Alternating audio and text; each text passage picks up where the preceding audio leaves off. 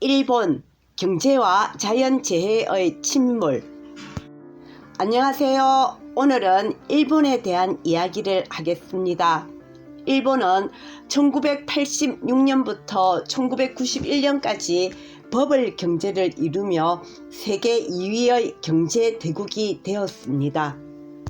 그러다가 1985년 9월 플라자 합의로 인하여 달러화 약세를 유도하고 엔화의 강세를 합의하며 무역 수지의 적자였던 미국의 압박을 받게 됩니다. 그로 인하여 일본의 거품은 꺼지게 됩니다. 제일 먼저 부동산의 거품이 꺼지면서 경제가 붕괴하게 되며 아베가 수상이 되어 반대 급부로서 엔화의 하락을 유도하게 됩니다. 엔화의 하락이 경제를 살릴 거라고 믿었지만 일본인들은 저축만 늘어나고 경제는 활성화가 이루어지지 않아서 잃어버린 30년이 되어집니다. 그러는 사이 우리나라는 경제적으로 강성하게 되어 일본을 추월하며 동아시아의 경제적 대국의 자리를 일본에서 한국으로 넘어오게 됩니다.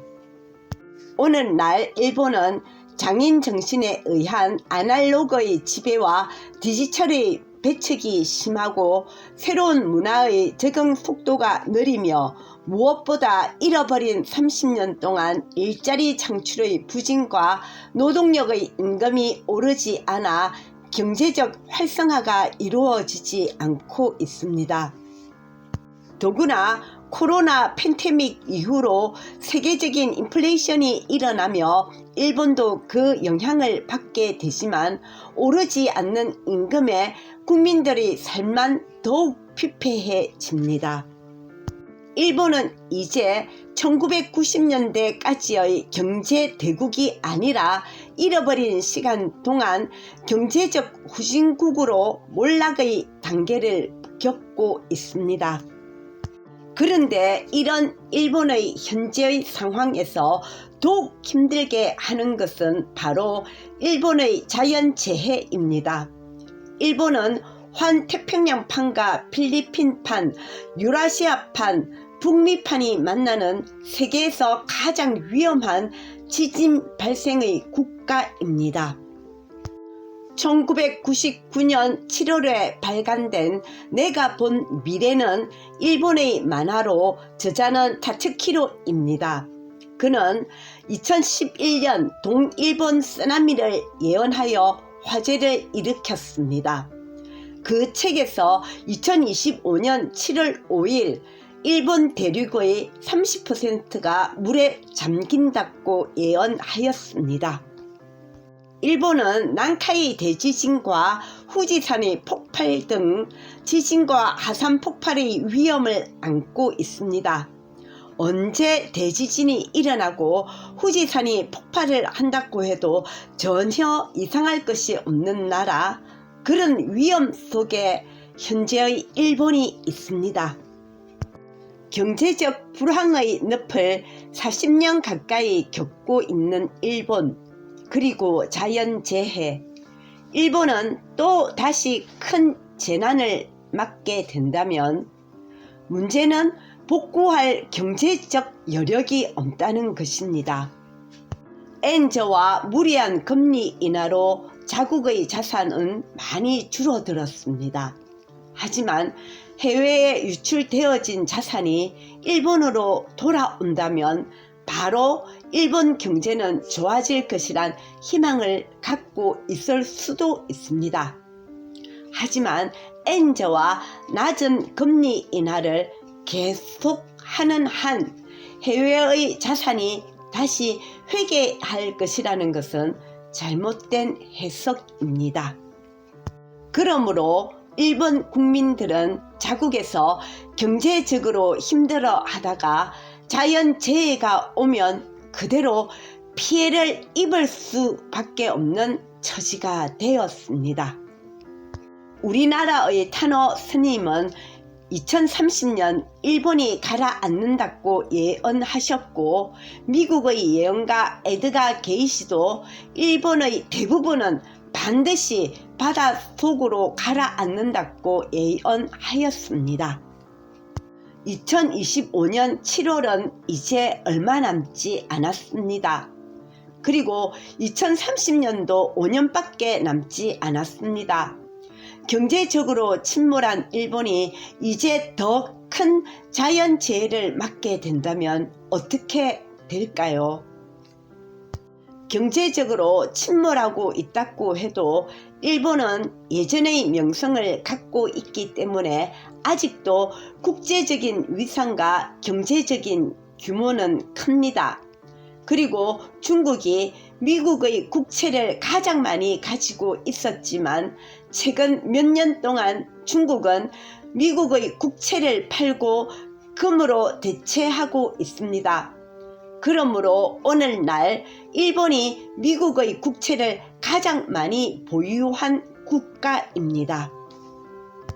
일본이 자연재해를 크게 입게 된다면, 그래서 회생할 여지가 없게 된다면 일본은 보유하고 있는 미국의 국채를 어떻게 할까요?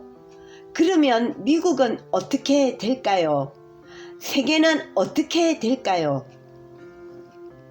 나는 저번에 유튜브 276편 미국의 경제에 대하여를 방송하면서 미국의 관세 정책이 1929년 시작된 세계 대공황의 시작과 비슷하다고 하였습니다.